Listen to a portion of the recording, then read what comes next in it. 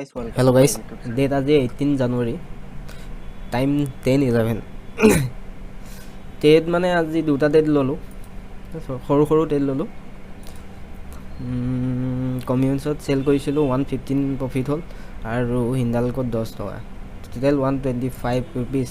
কাৰণ কেলে আজি মই সেটআপৰ মতে বহা নাই, হেতু কাৰণে মই trade কৰা নাই. মনত এনেকুৱা কেতিয়াবা trade নকৰিলে ভাব হয় যে মই আজি trade নকৰিলো নাই profit নহব আৰু. মানে কি হয় যেতিয়া আপোনাৰ সেটআপৰ মতে ট্ৰেড নবহে নহয় তেতিয়া আপুনি ট্ৰেড নলয় ভাল আপুনি ভাবে আপুনি মানে কি আজি দিনটো ইনেই গল কিন্তু আপুনি যে লস কৰা পইচাটো বচালে এনেকৈ ভাবিব লাগিব যে মই আজি পইচাটো বচালো যদি আপুনি ট্ৰেড ললে যদি লস হ'ল তেন এটোটো আপোনাৰ যাব পাই গ'ল তেন ন আজি যে আপোনাৰ সেটআপৰ মতে নবহিলে ট্ৰেড নললে বস